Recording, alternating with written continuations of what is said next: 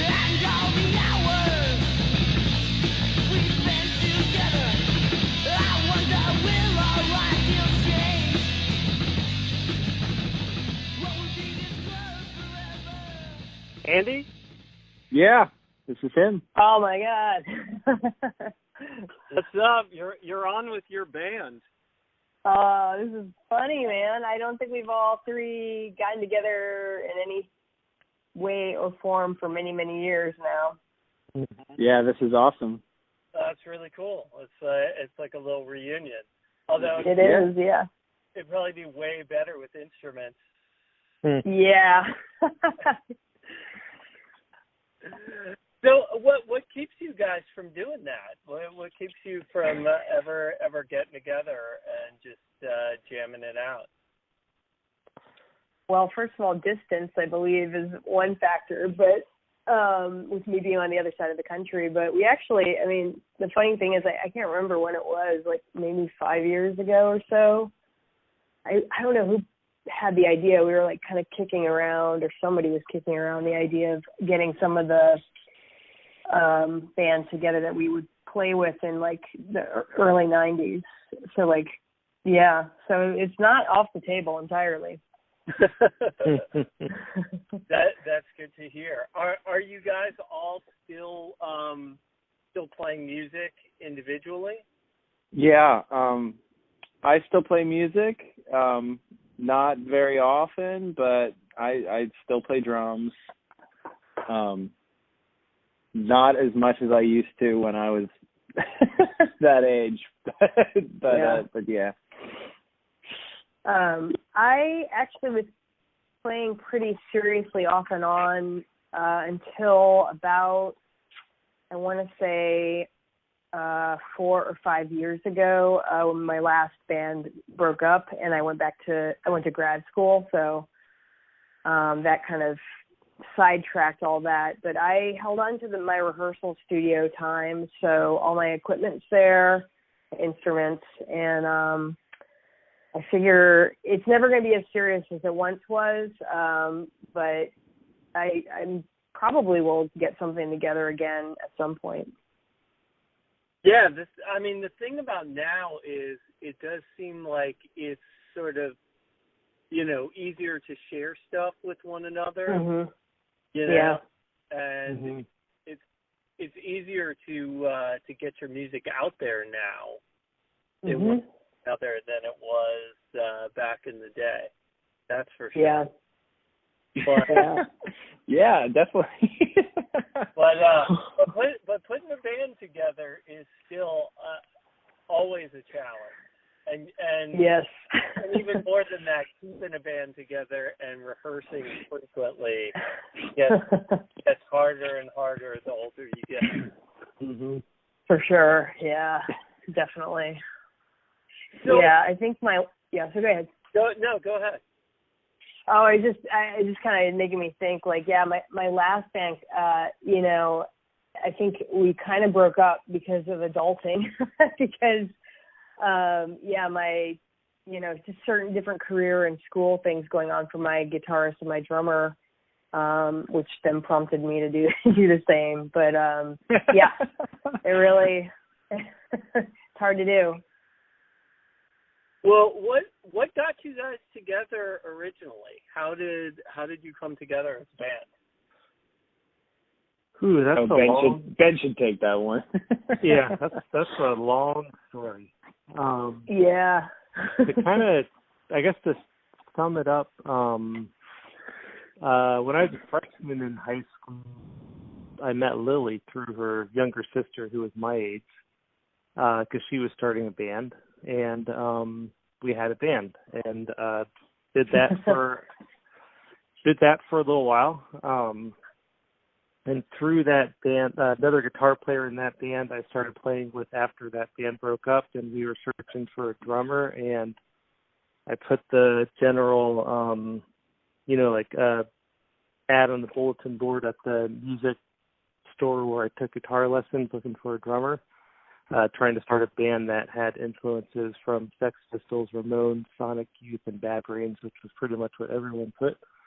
And we found we found Andy, who was a little bit younger than me and John, but we tried him out, and he just kind of kicked ass, and that's how it started. And then John moved on, and we got Lilly into the band, and the band kind of started to take off then. And the three of us kind of had a pretty good chemistry and started writing more serious stuff and writing stuff that we felt was ready to start getting out there and like trying to get shows and stuff with. Yeah. Andy, That sounds about right.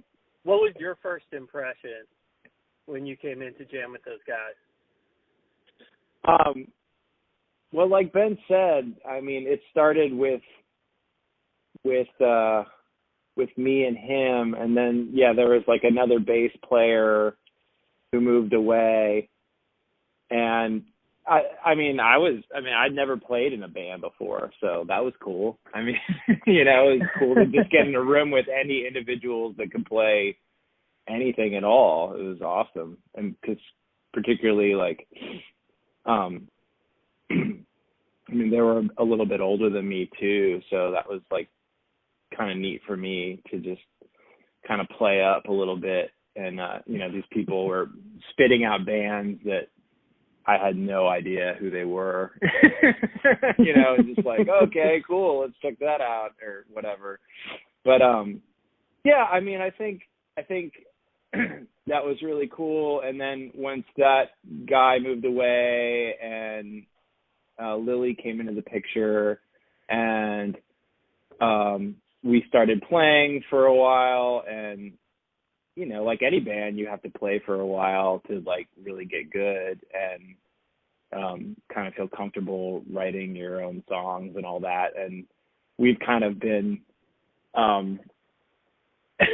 pretty blessed the past couple weeks to have like Ben find all these old recordings for us and have to go back and listen to them. And I mean, I've been really blown away by them and how even the bad ones that are like our first recordings that we ever did, like just something that we just wrote and did and recorded somewhere, how that progressed from like our last recordings to like a band that was like, this actually sounds really together and really thought out and way better than I would ever remember my teenage self coming up with a song ever. And it's made me really proud actually of it. And so I actually think, I think those,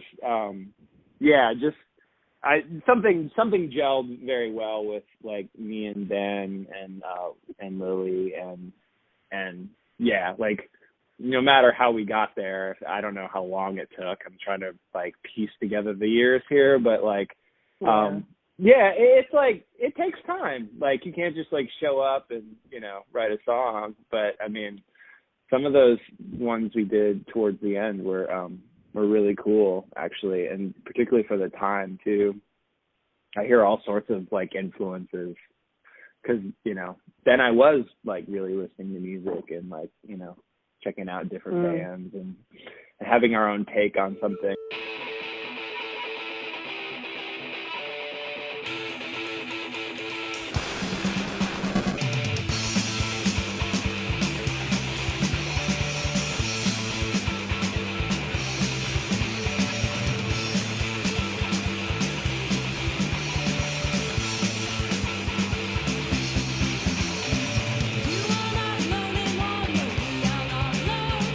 No more crying in the dark when no one else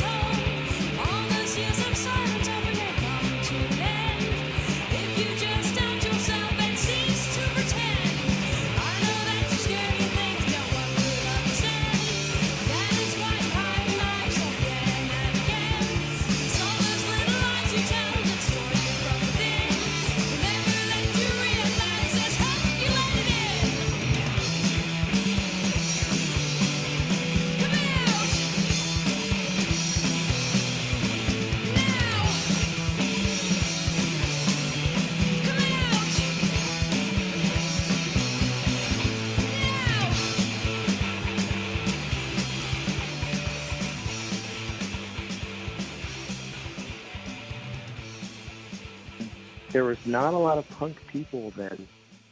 Yeah. Like you could count them. You could count them on one hand. And so I was a freshman, so I was a lot younger than the rest of you all in that first band. And and Alyssa, I guess, told you that she knew a guy that played guitar, and you guys. Yeah, that's right. Yeah. Luckily, you all let me come jam with you, and we synced up. Luckily. Yeah. Yeah, that's right. And sorry, go ahead, Ben. It was just a small world then. It was like there was not a lot of, like, where we grew up, there was not much of a scene or anything. We were like, if you saw someone else who was like vaguely punk, you immediately gravitated towards them. Did you guys all go to the same high school at one time or Yes. Mhm. Yeah. I guess I wasn't. Times, yeah. Right. I was there with Ben at Wake. We all went to Wakefield. Ben is like the sort of link. He was there when I was there, and he was there when Andy was there, but I wasn't there when Andy was there. But I met Andy shortly after, I guess, because what were you in, like, you were a freshman then, or? I don't remember. Yeah, I'm trying to think. I think when I first started playing with, I think I was a freshman. I'm trying to. Yeah, that's nuts. It's just nuts to me now. Yeah. It blows my mind. And I really had that same experience listening to that stuff. I'm like, oh, like, actually, that was pretty good. I mean, I really, it felt really good at the time, and I remember it fondly. But I kind of have a little bit of a story about my musical self, which isn't, like, totally untrue, but I'm kind of like, I think to make peace with the ending of each band, I feel like, oh, but this next one, I've developed so much more. And really, like, listening back to that stuff, I'm like, you know what? It's just all different. And so it was just really, it's really cool and kind of funny to think about how young we all were, because I think I did, that band was, I think I was like 18 through 22 or something like that when we were playing together. From, our entire time with the two bands? With the two bands, then it was like, I guess I was like 17 or 6, was I 6? No. Like, 17, like unless... Time just went by so much slower. Yeah. I dug through all of my old junk to find tapes for this, because none of us had listened to this stuff in decades. And I found the tape of Lilly and I's first band, Tankersly, and it's handwritten, but it says copyright 1992 on it.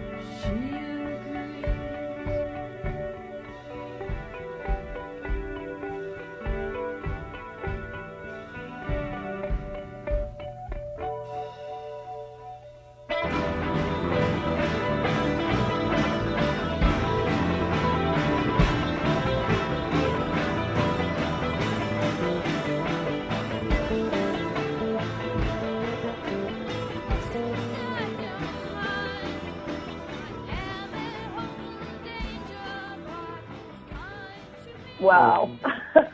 And then I like that you copyrighted it too. I know, right? No, quote unquote. Or did you just write that? No, we didn't copyright it. Yeah, and then the tape that Dillinger released was released in '95, and then I also had a master for the second tape that we never actually did release that was recorded in '96. So oh wow, yeah. It was just like 4 years, but it like it seemed like, you know, like a huge it would seem like a huge part of my life, but things just moved so much slower then. Yeah. Yeah. Like I've been in a bunch of bands since then, and they, you know, a band might stretch on for 5 years, but I'm like, oh yeah, I was in that band for a couple of years, and it doesn't. Right. It's not as important because it wasn't during like my formative years. So like 5 years just kind of goes by like that, where like 2 years when I was just starting out, when it was like all in, it seemed like an eternity. I agree, yeah. Yeah. Yeah. What was the scene that you guys were coming out of? Like, what were the other bands that were kind of around that everybody was going to see? What were kind of the venues that everybody liked to go to? There was none. Well, that's not true, though. That's not true. No, it's that. Yeah, I have a. I mean, for me, like I started going to shows. I think when I was like about 13 or something like that. I just would like hop on the metro and go into like the city. Like I go to Old 930, like DC Space, and you know, just or like you know Fort Reno and what else? I mean, just like Black Cat, of course, eventually. But you know, and all the Positive Force shows. That was like I was like all over those for a long. Yeah. So I actually, by the time I started the band with Ben, I was pretty like I mean, I guess if you're thinking in terms of Arlington proper, I don't remember there being a lot going on, but certainly, I mean, it felt like a great place to come of age, honestly, like musically at that time, and like you know, so. I mean, I felt like there was really, really a lot happening. But yeah, when you're thinking about like our high school, I mean, it's like Ben said, if you saw one punk, you were like, just like, hey, who are you? You know, like we're gonna be instant friends. Lily took me to my first like show. I did. I guess, and I don't know if you remember this, but we went and saw Amanda Mackay's band at a church, like Sanctuary, maybe. It was a church in Arlington, right by the Virginia Metro. Huh. And and it was like my first experience like that. And there was a mosh pit. I got knocked down because I was like 13 years old or something. And, like some huge skinhead picked me up and put me on his shoulders and like swung me around. And I thought like this is it. This is my tribe. Like this is just like kind of awesome. Like people are just like having a good time. They're getting kind of aggressive, but they're looking out for like each other. And that was fun. And it was I kind of wanted to be a part of that. But we didn't have a lot of peers that we were like also in school with that were doing the same thing. Yeah. No, we didn't have people in school with us doing a lot of the same. You know, there were no like bands in Arlington that I can remember that, you know, we were playing with necessarily, but I'm trying to think of like the context of this podcast because I've listened to a couple of them, like with Billups, and I used to play in a band with Billups and Charlie, and one of the places that sticks out to me for Northern Virginia is Dharma Coffee House in particular. Oh yeah. It was like kind of like because that, I mean, it's not Arlington, but it's Northern Virginia, and that at the time, you know, you could just, it was an all ages space because it's a coffee shop. So, I mean, a lot of people I know from like now, and you know, like said that they saw us play at a particular show at Dharma Coffee House or something because I know we played there at least 2 times, maybe 3 times. I have a bad memory with I wish I kept with certain shows, but I definitely like remember playing, you know, places through my life, and like the times I've lost, but definitely we played there a decent amount. So that's like a number one place for Northern Virginia that I'm sure you've had people on this podcast talk about. But I remember I had Chris on, and Chris is the guy that Chris Jackson started Dharma Coffee House. Okay. and he tells the story of basically like starting it up. So if you go check out that episode, he was definitely will. He's a guitar player from the Vehicle Birth. Okay. Oh right, yeah. You know, I remember playing with that band once. Yeah. Yeah, right. Yeah, you know what was funny? I just remembered when you were talking about Dharma. I think it was probably the first time we ever played there. So I'd forgotten this detail. So I had gone for like a semester out at George Mason, and then I dropped out, and I was like, I just want to play music, and I don't really like this school that much. But in the meantime, I was like, was in touch with Ben, and Ben, I guess at that time, like John, was John playing bass for you guys or guitar? I don't remember. Anyway, I think he played bass. I think he played bass, but you know, it was pretty loose at the time, you know. Yeah. Yeah, Ben is all like, "Hey, do you want to play bass in this band?" And I was like, "Yeah, okay. Here's the deal. Like, how about I do that and we get the old band back together in some form." So there was a brief period of time that Ben and I were doing our old band, Idiosyncrasy, and then we were doing Dead as Dillinger. And so actually, I remember, it's so crazy, that show, Idiosyncrasy opened up for Dead as Dillinger. So we had Nate Burke play bass. Oh, that's right. Nate was playing bass, and then Kyle was playing drums at the time. God, that's so weird. He was so unreliable. I mean, and actually, I just really, the more that Dead as Dillinger started to play together, the more I was just like, forget it. Like, you know, that was cool. I did this thing in high school, but I was like, it was really clear to me where the magic was, and it was Dead as Dillinger. So we just kind of dropped the other project at that point. That's a really eclectic mishmash of people, though, with you and Nathan and Kyle.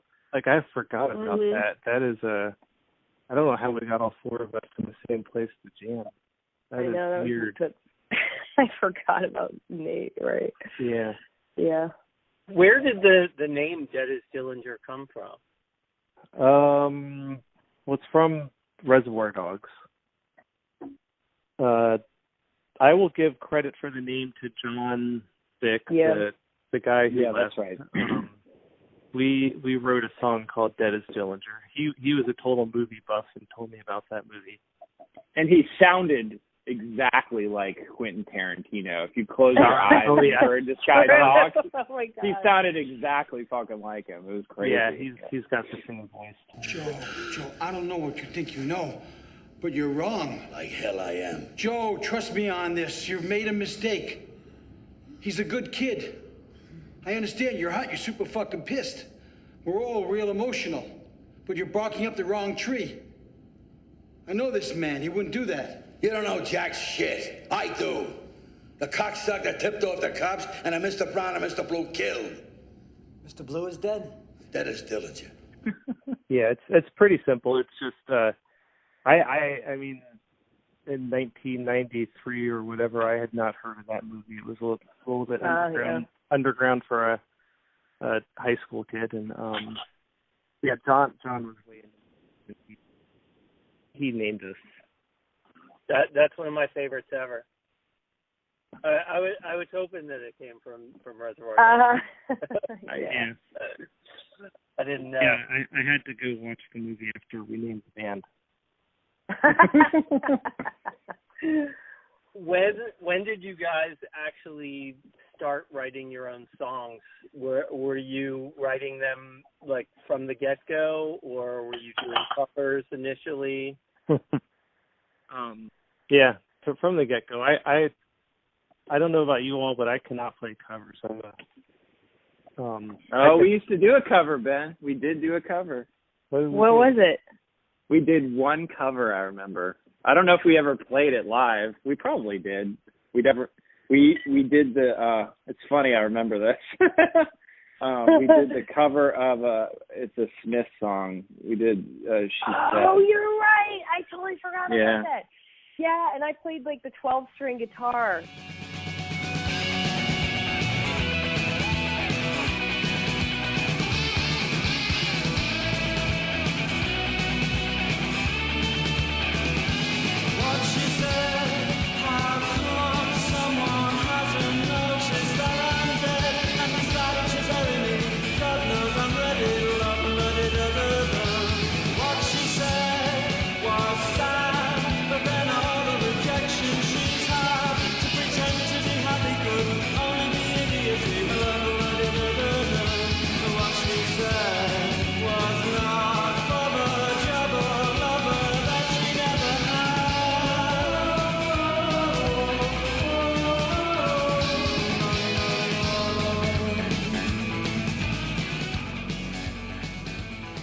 Yes. Yeah. Oh my God. Do you remember that? I we definitely didn't record it, but we might have played it live. I bet we probably. played it. What was that place that was? Yeah, we played it live at least once, maybe a couple times. Yeah. But yeah, in general, I'm not I don't have anything against covers, but for me, like from the beginning, like playing music was really about like I really wanted to like get my own sort of expression out there, and like that creative process was like really important to me. So I just really didn't ever have much of an interest in doing covers, and I've done them here and there over the years, like one or two, kind of like what you're talking about, Andy. But yeah, never been particularly interested. I mean, I think it was just something about like I think one of our songs, I think it was I Dreamt, is off of Trigger Happy. When I listen back to it, I'm like, yeah, this kind of has like this like Smith like feel to it or something. It's got this like Smith bop, and I'm like, oh, it kind of made sense. We ended up doing a Smith cover.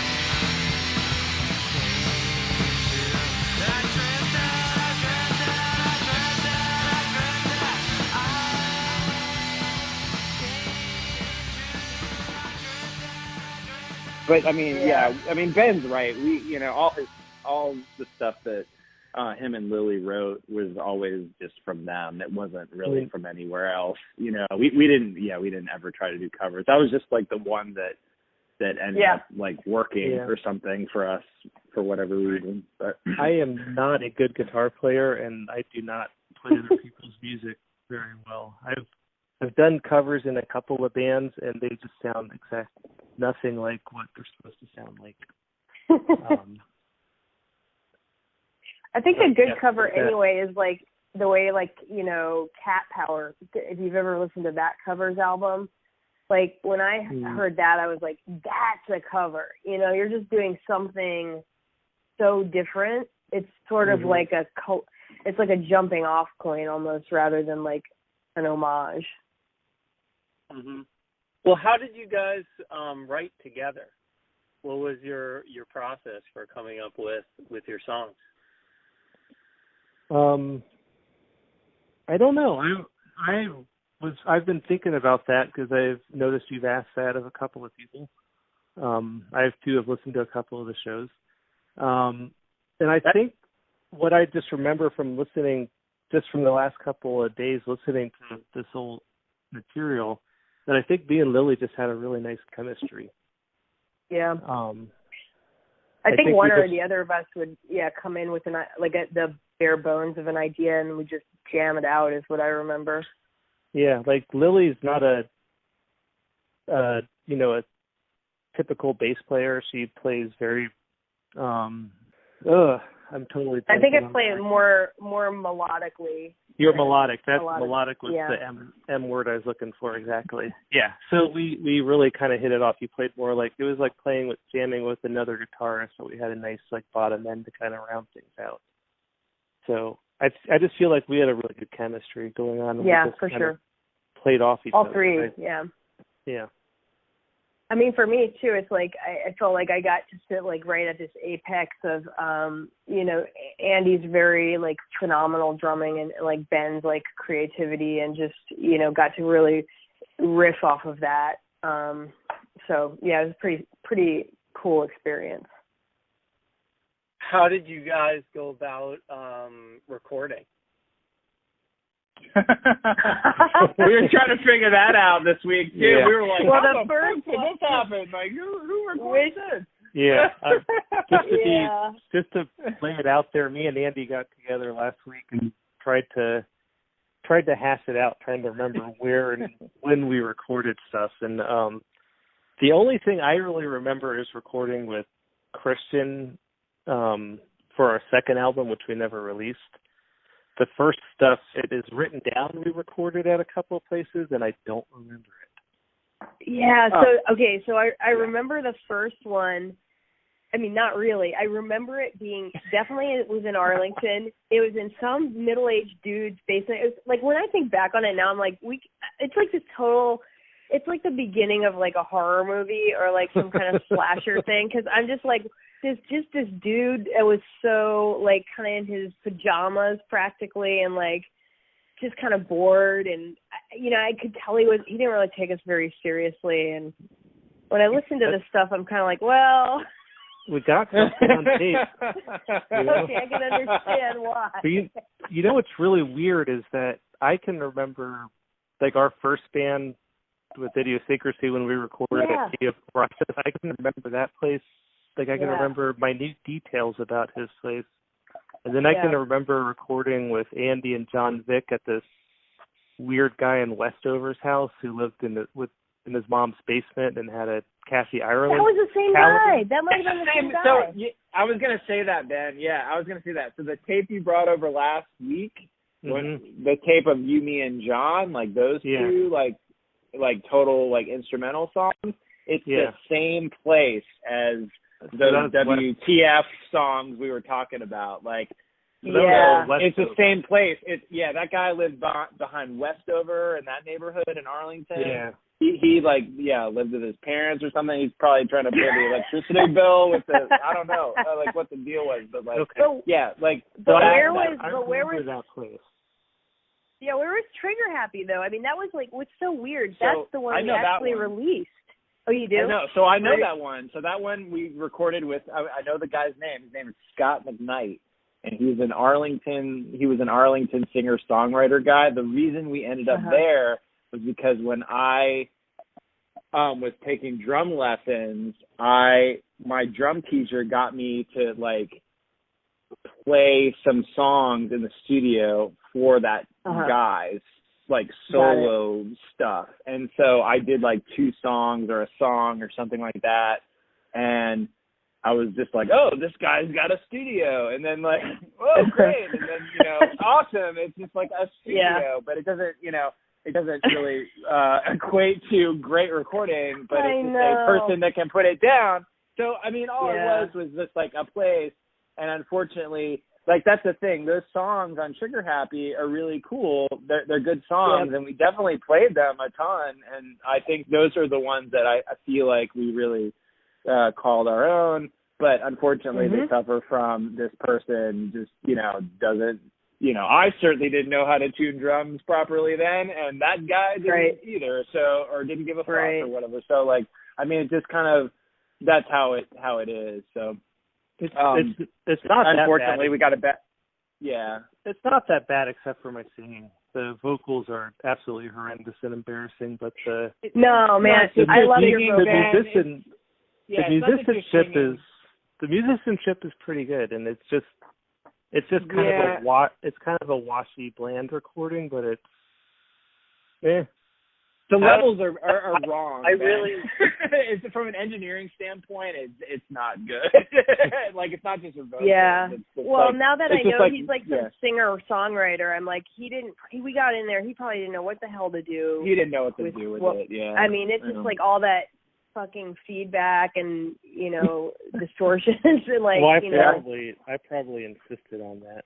I was actually going to say I love the use of feedback and distortion. Me too. Yeah.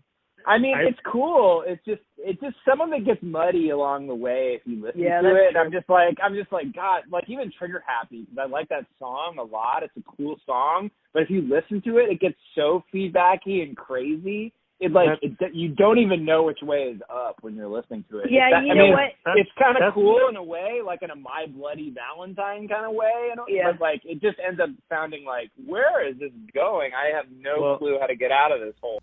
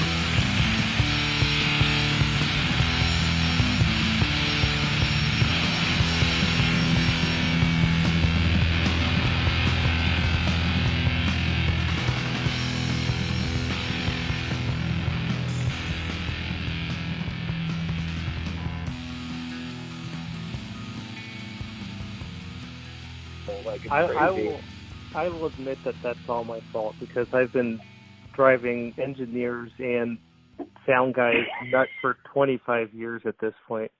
Like, I blame you. I can't tell you how many times people just told me to please turn the amp down, and I'm like, no, I can't turn the amp down, because it sounds better when you have it up loud, because you're pushing your volume out and you don't understand my tone, man, and I'm not turning it down. And I've been fighting that battle for 25 years, and I might be wrong, but You might be, but I love that, and I love being able to feel the guitar. And actually, the thing is, like literally feel it in my body, right? Like that's part of what I love about playing with you guys. And I actually, one of the problems with Trigger Happy, I remember when I was listening to it, is that something happened in the recording process where the drums got dropped, they got erased in that part that you're talking about.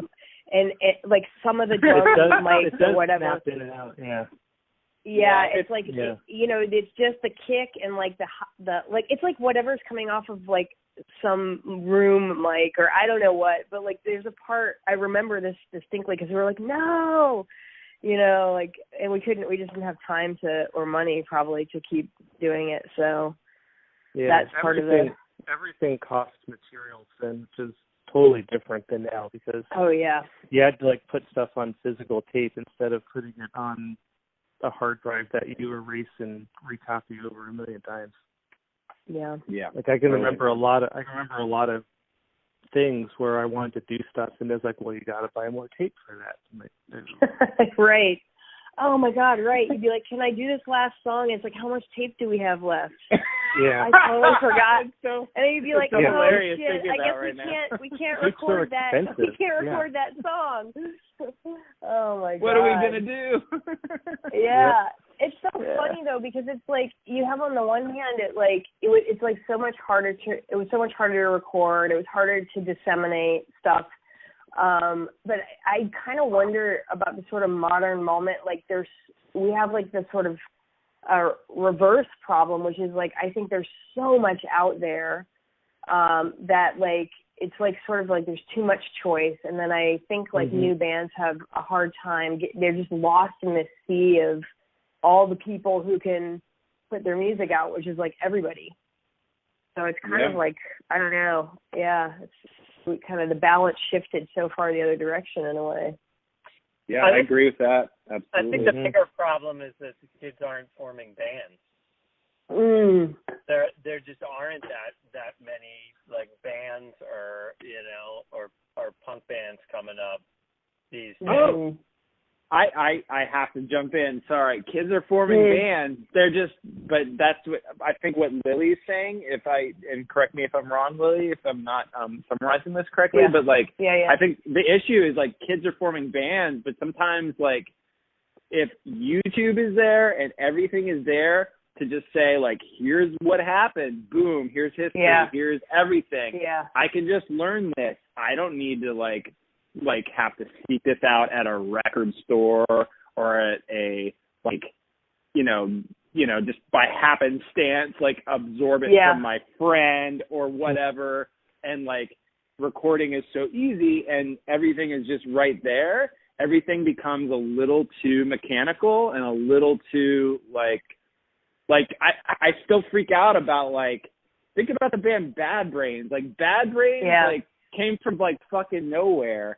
And like I still like hardcore has been around for decades now. And that's what's amazing about that band is that like even with all the young kids doing stuff and like knowing about that band, they still can't really quite replicate it because there's something about that that's just like you can't watch a million YouTube videos and learn all the scales and all the drum parts and all the technique stuff or like and be able to do it. Like you can't do that. It doesn't work that way. Right. Yeah. But people are still doing band. I mean, like there's tons of young kids doing bands, but there's just too many of them. There's so many that you can't even like wrap your head around it. That's it kind of goes along with the population growth. That's exactly what I see in my industry as a photographer, and it's there's just so many people. There's so many people doing bands. There's so many people being artists today. There's so many people doing everything. And it kind of puts a little bit more pressure on you to be original and just let the cream rise to the top. But but sometimes really, it doesn't.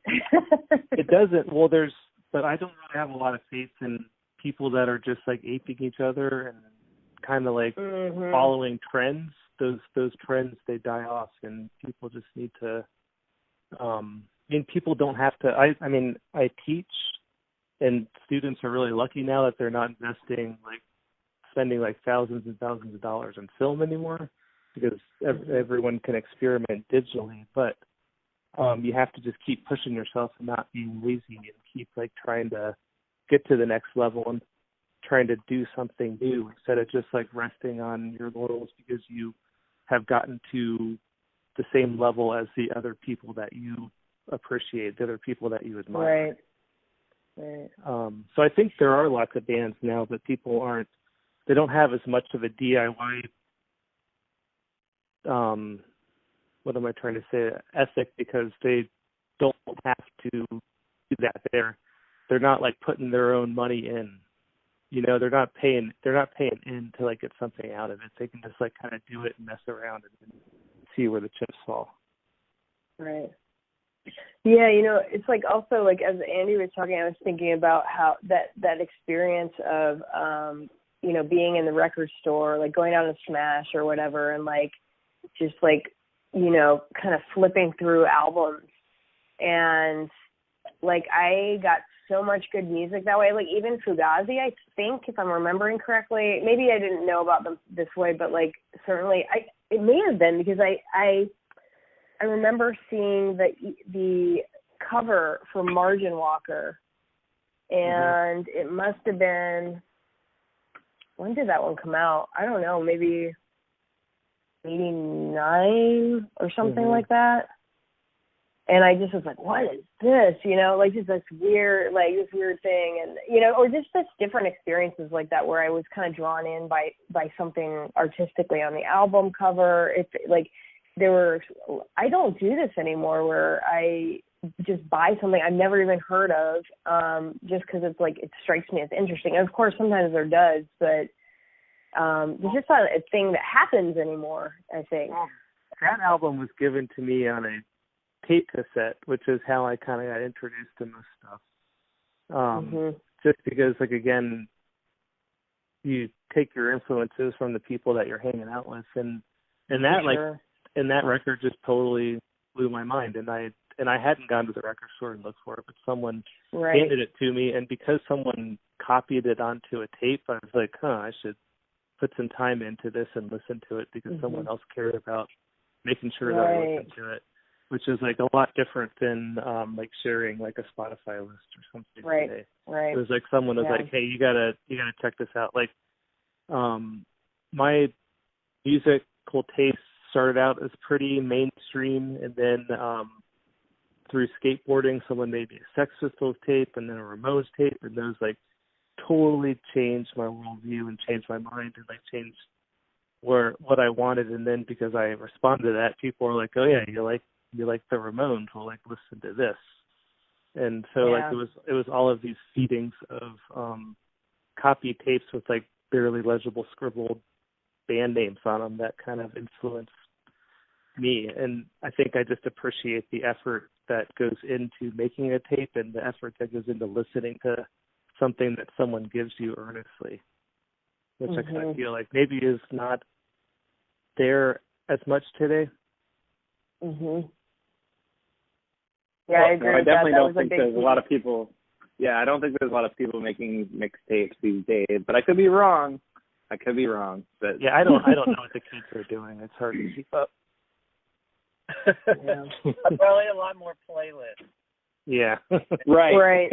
Exactly. But I agree with Ben that it's like it's something really. I remember this very distinctly now, like just getting a mixtape from somebody, or just getting people like recording, you know, making copies, etc. And like, just the idea that, you know, this is something somebody cared about, and like you like that person, you think they're cool or whatever, and so you're really going to sit there and listen to that. Yeah, I was definitely introduced to a ton of music that way as well.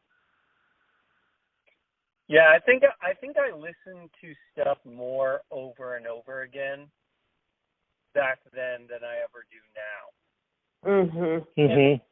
And maybe it's because, like you said, I have access to practically like everything.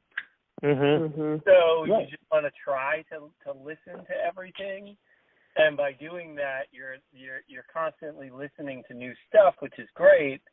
but you're not like really, really delving into, albums.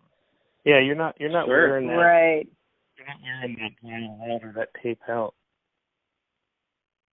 Yeah, I was just think I had one of those yellow sports Walkman, and I which is good because I definitely was hard on electronic equipment. But I don't remember how I got a hold of Sonic Youth's Sister. But I put it in my I really remember like the first time putting it in my Walkman and being like, what the fuck is this? Yeah. And I think that tape lived in my Walkman for like 3 months straight or something. Yeah. I mean, I think I listened to it constantly, basically.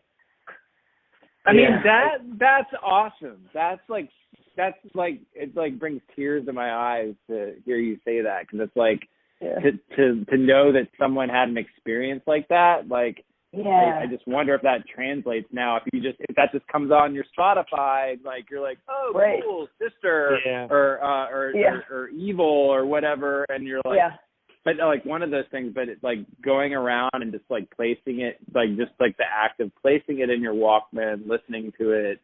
That's awesome. Yeah, it was amazing. Very evocative memory. I can kind of gush on that tape too, just because it's no lie that I ripped and wanted to be Sonic Youth pretty hard during Dennis Dillinger. But when I was 13 and I was on a cross-country trip with my family, and I was listening to my Walkman in California somewhere, and they played Schizophrenia on a college radio station I tuned into, and I was just remember being like, holy crap, what is this? And we were in San Francisco, and we went to like we went to the tourist area, and there was a Tower Records there, and I went in and I bought that tape. And like I just remember, I still have the tape. I do not know where the cover is, but I still got the cassette, and I've worn that tape out. And I bought the vinyl like years and years and years later, and I probably listened to the vinyl like 5 times, but that tape went through like Cars and Walkman like thousands of times probably.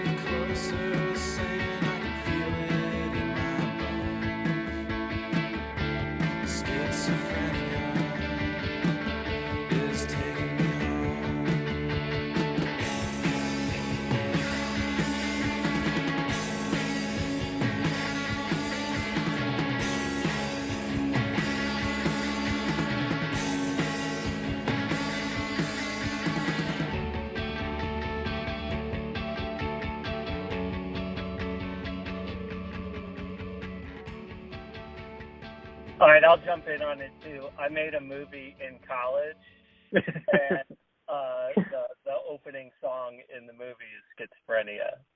Yeah, there you go. Awesome. Awesome. Oh my what was God, it? What was the name of the movie? In Hot Water. Nice. Awesome. That's great. You can Yeah, find it. killer, It on powerful YouTube. song. It's terrible. But you can find it. Oh yeah, where can I find it? on my my YouTube somewhere. Oh, Okay, cool. all right. I'll look for it. I'll look I'm for definitely checking that out. So That's awesome. you guys, you said that you did like kind of a proper recording with Christian. Yeah. Mm-hmm. I would say like that was that's the one that you took kind of the most time with, and really Mhm. the songs. Yeah, we never released that recording though. Yeah. What was it like recording it at Stillness? It was fun. It was Stumble and Fall then. Okay. And it was was it all at Drum and Strum, or did we do it at his house in Warrington? We did two. I think there were two. I think we must have recorded it at different parts, at different times, because not vastly far apart, but I remember recording in one space. Yeah, at the music shop, we finished Trigger Happy in Drum and Strum. Okay, that's it. Yeah. So we must have done the other album totally in his house, which became Stillness. Yes, that's so correct. Maybe we'd stay out there for the weekend. I thought it was at the music. I thought it was at the music store. I thought it was in the back of the music store. All of it was Trigger Happy, maybe. I can't remember though. Yeah, I don't remember. I spent a lot of time hanging out with Christian after then, with like other various people, and so I don't know where we recorded exactly. Mm-hmm. But yeah, Christian was great because he was really experimental, and he definitely let me go with like my Sonic Youth, My Bloody Valentine tendencies, and did all kinds of experimentation, and was pretty fun to work with. I brought in my own gear every time, and I believe I always used my amp, but he always made me use this one Gretsch guitar that I've been searching for ever since, and I can't remember exactly what it is, but yeah, it was a pretty fun experience. It was, I can honestly say that he's the only engineer who has kind of dealt with my feedback. Everyone else has been, tried to calm it down, tamp it down, put me in a closet, whatever. And Kristen is like, I don't care, just hang up and do whatever you want, and don't figure it out.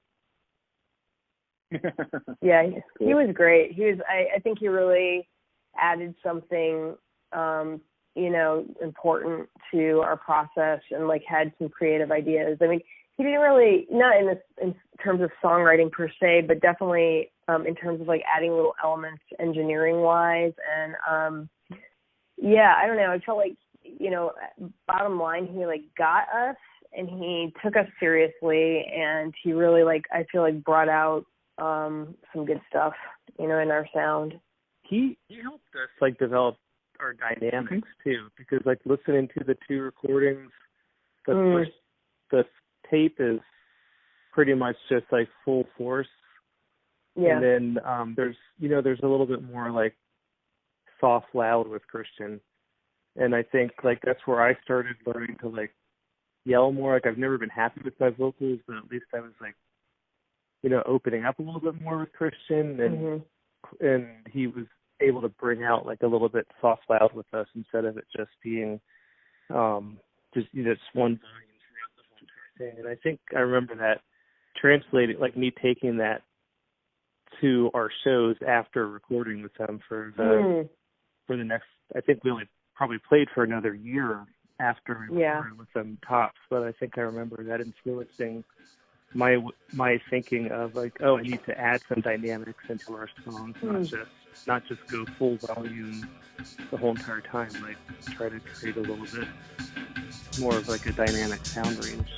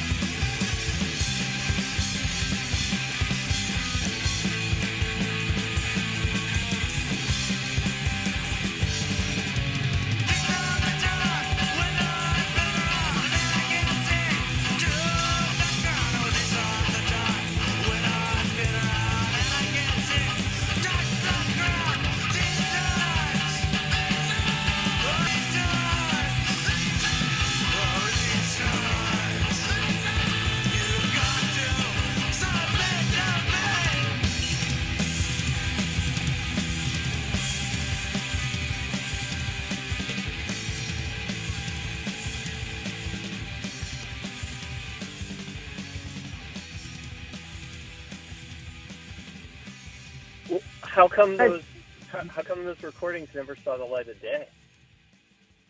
I think we broke up. One song was on a Generalissimo count. Oh yeah, which one was that? I forgot all about that. Submit to Me was on. Oh yeah, I love that song. Yeah, but I think we just broke up and so Bill never put it out because we quit playing. Right. Yeah. We didn't really break up. We just kind of stopped. I went to college. I basically decided to go back to school and in Annapolis, and I thought, this will be close enough to DC that we can keep playing together. But it was a really tough program where I went, and then sort of like along those lines. I think we've actually played one show.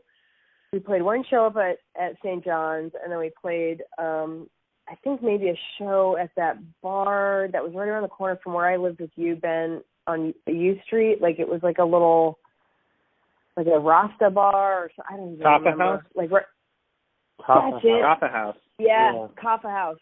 So we played that. That might have been our last show ever. So it was never like, I think it just drifted apart after that just because it wasn't possible to keep it going. Because I think we were always really good about rehearsing. We rehearsed multiple times per week. We were like, I was not one of these bands where it's like, it was hard to get us together to rehearse. But I think once we didn't have that consistency, it just kind of got loose after that. And then, it was never like a formal thing. We may not have had a consistent rehearsal space at that point. Right. Right. Like that might have been part of the problem. Started in my parents' basement, and then my first apartment was with you, Lily. That's right. And we practiced there above the dentist's office, which was kind of mind blowing how we got away with practicing in an apartment. Like, luckily, the neighbors were cool with it. I remember that. It was Mr. Phil from 930 Club lived next door to us. And it was in the old space, the old Go. Oh yeah, totally. Go Records or Go CDs or whatever was like we took over their space or something like that. We lived basically in the Go CD shop. Yeah. And then above Sugar Shack. So when the dentist wasn't there, we could like kind of jam. Yeah. Yeah. I remember that. I remember jamming once when they were there in the weekend doing something, and the woman Barbara came up to yell at us because our stereo was entirely too loud. Stereo. I also had a dog in that apartment. There was not supposed to be like pets, and I would like sneak the dog out to like run her out. That's hilarious. Sometimes she'd be like looking in the window, and we'd like fuck. But he never figured it out. I remember telling her that we had a big cat. A big cat. Really big cat. Yeah. That's but hilarious. I don't remember when we practiced after that, so that might have kind of because you went to school, and then I had someone else move in with me, and I don't remember what happened then. So. Yeah, I think it just kind of dissolved after that, honestly. Like, there wasn't really, like, I think a lot of bands sometimes don't even really have, like, a finite, like, oh, well, that's the date it all ended. But, you know, I think with the case of Dead as Dillinger, it just kind of, like, dissolved. I do want to say I don't even know if Phillips was, like, putting out stuff actively at that time, even, like, maybe. Like, he might have been, like, kind of done, you know, Generalissimo or we might have been Victrola or whatever. I mean, it just I don't know how many releases.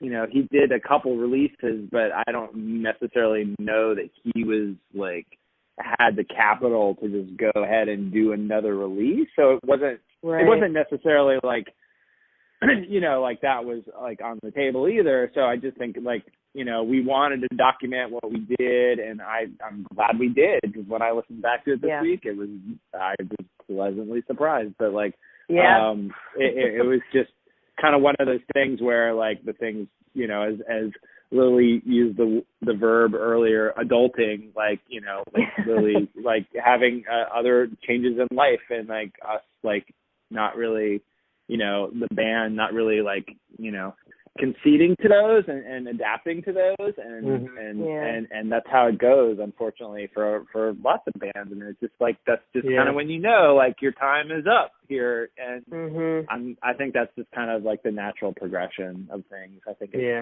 I don't think there's any like hard feelings or anything like that. Not at all. Just like not at all. There was definitely no hard feelings. Yeah. No, not at all. I mean, I sometimes feel like, or you know, like kind of like wonder about, well, what if I'd put off school for a couple of years, or like, no, you can't. You know, I know. I mean, and I made, you know, it's a decision I made, and I definitely like that experience going to that particular college was like amazing, but but I am kind of like, you know, that. Maybe it's like I just wanted to kind of see where we have gone just a little bit further, you know, like just especially now I had that thought again, listening back to this stuff and thinking, oh man, it's like, what if we just kind of done a little bit more, you know, and like what would that have sounded like, and just kind of curious about it more than anything. Yeah, I know what you mean, because I kind of dropped out of music for a while after that because I wanted to focus on career. And, you know, I just kind of missed a crummy section of music, so I'm not really that bummed. Like, in the grand scheme of things, I started playing music. I started playing music again, and I'm not, and it's always just been a fun outlet. It's not what I'm trying to do. It's just a fun creative outlet, and and I don't mind missing the early 2000s.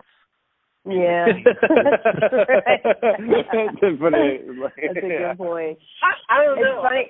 I thought the early 2000s had some good rock going on.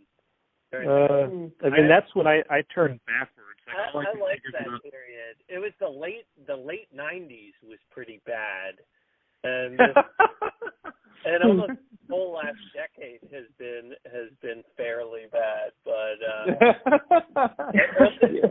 early to mid 90s and the early 2000s, I think were good. Yeah. That's when I think I took like 10 years off for the most part, and I don't feel like I missed much. I did fill in on Shout Bus for a year or two, which was fun, but I do remember just every show we played sitting in the van waiting for the other bands to finish playing. not to be a crank, but I mean, isn't that fun? Just wasn't into it. It's like it's a matter of taste. It's funny. Like I'm trying to remember, because I went to school, and when I got back, I was like, oh, maybe that was just all in the past, music stuff. But then it's like I came back to DC, and I was like, kind of got, I ended up playing with Nima and Chuck from Ugly. Yeah. Monsoon. And it was like, I liked playing with those guys a lot. Yeah, that was cool stuff. But I'm trying to remember who we were playing with at that time, because that was about 2000, 2001 or something like that. Was it that long ago? I mean, that's when we started. I think we went to about 2004, 2003. Because 2004, I moved out to San Francisco right after Monsoon broke up. I was just like, I'm done. I'm going to go try to do something out west instead. I really have set up a lot of my life post Monsoon to try to like keep playing music and make some kind of go of it. And I honestly, like, for better or for worse, just recently I'm like, okay, this is never going to be a career, period. And so, but it's like, but I'm gonna keep doing it, but it's just going to be it's going to hold a different place in my life now. Yeah. What is Monsoon? Oh, it was a band. It was like a kind of like more indie rock sound. But it was Chuck Campbell, who played with Ugly, played drums for Ugly, and then I don't know if you know Nima Maj. He was kind of a solo. He did a lot of solo, like singer songwritery type stuff. What was that place that they used to play out in Fairfax? He would open up for Ugly. Cousins. Yeah.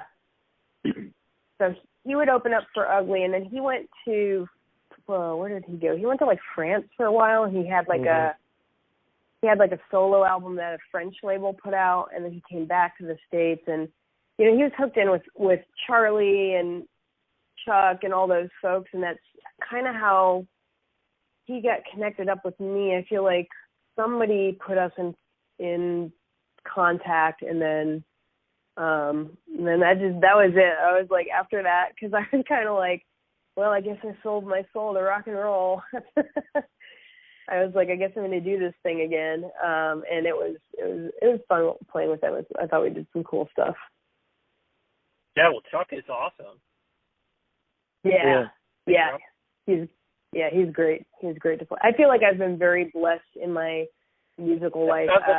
Pretty much. Yeah.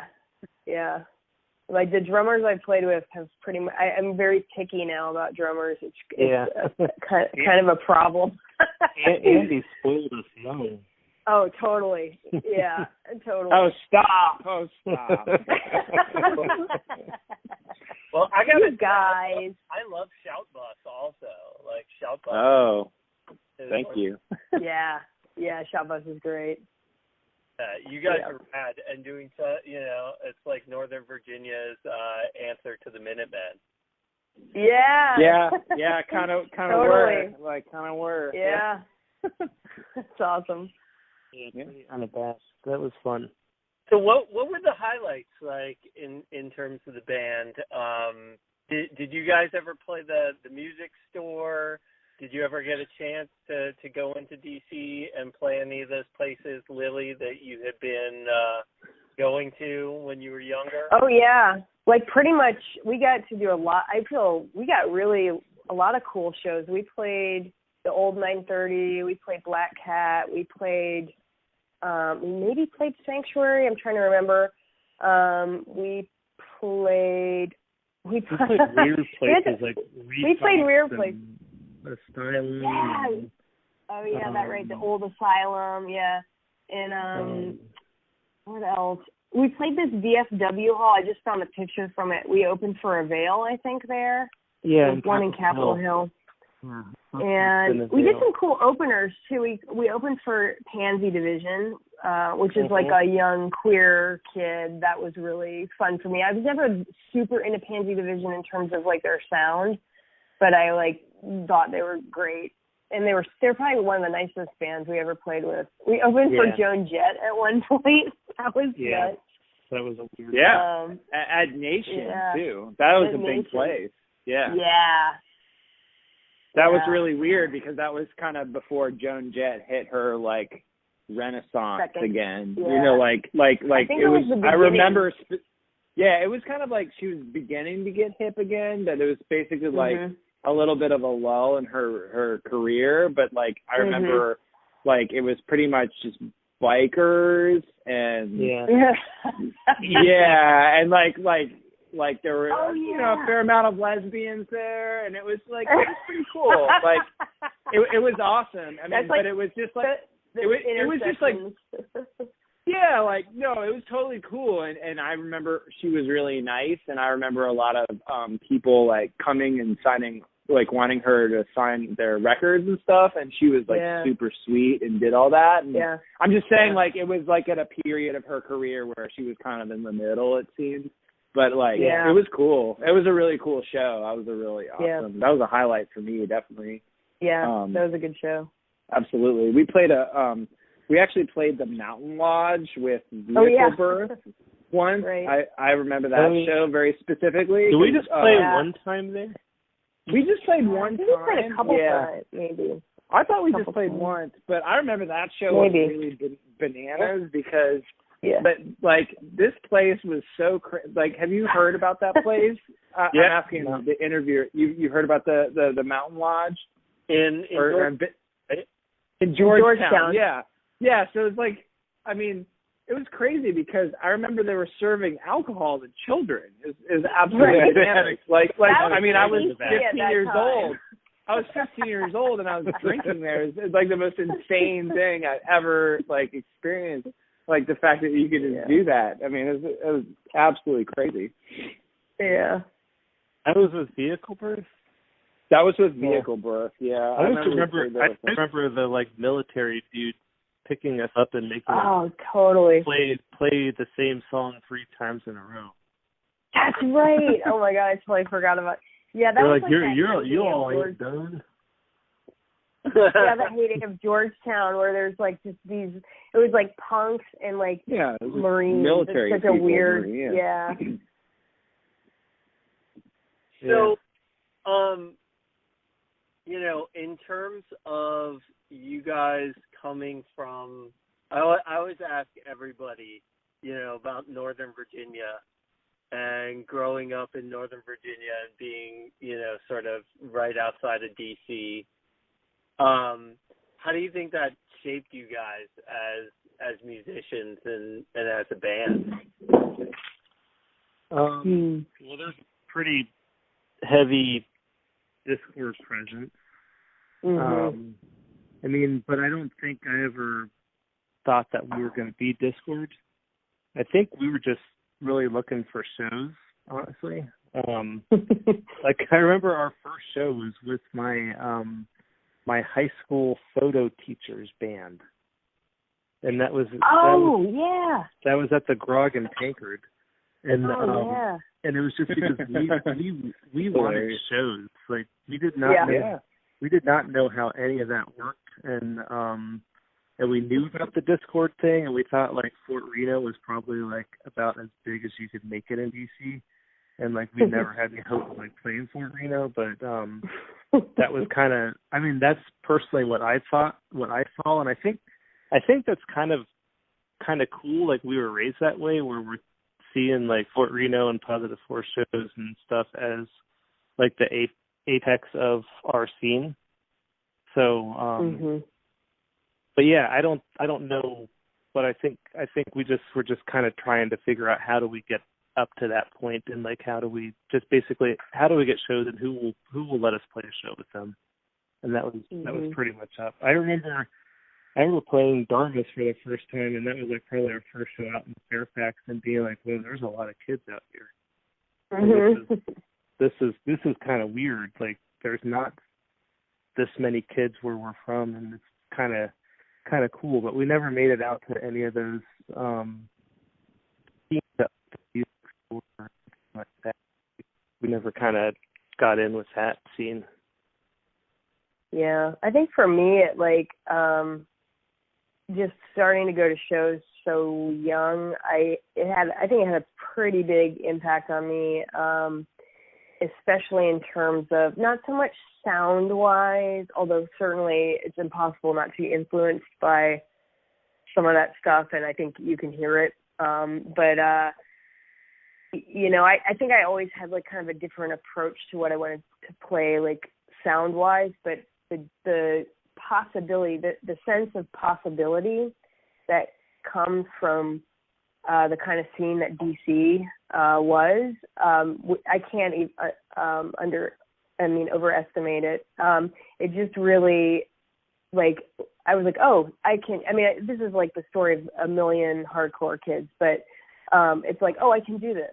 Wait, this is like something I can do too, and this is like the sort of egalitarian nature of the whole scene really inspired me a lot, and I think allowed me to just kind of dream big/small. I mean, it's kind of like what Ben said. It's like, but we didn't want anything more than that. Like, I mean, I think I always had some idea I'd like to tour a little, but other than that, I was like, I'd be happy to play Fort Reno, and I feel like this is awesome, like that kind of thing.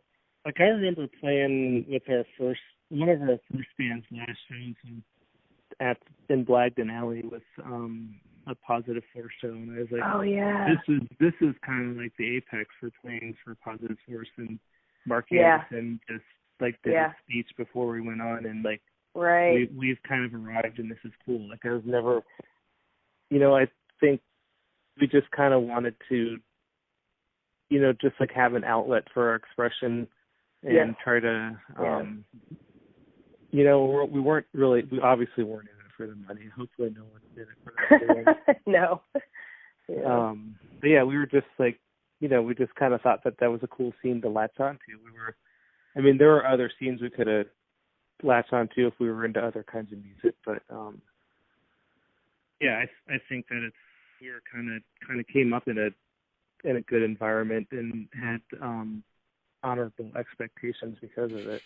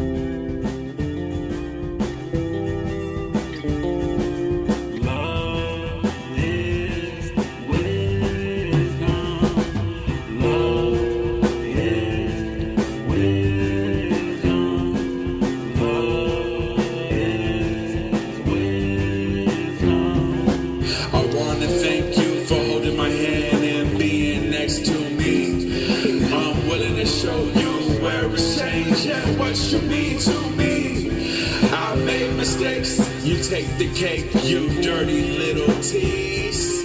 No friends become strangers when we don't express our boundaries. You are the one, the only one, the greatest friend I need. I release myself to the universe. May you and I be truly blessed. Listen to our creed.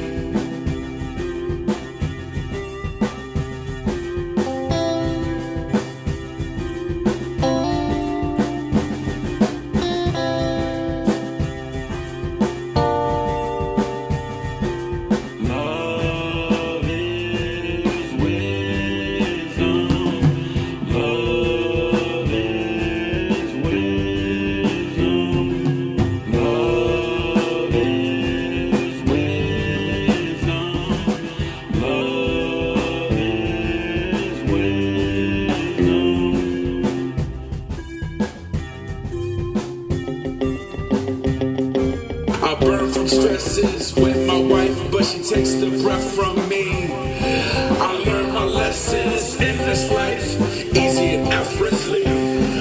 Divine and true, it's all I do. My set of being is far from you. You're not the one, it's far from truth. Don't make me melt inside. Take a ride or a water slide. I will provide till the day I die. So don't you hide from me. When you take a chance,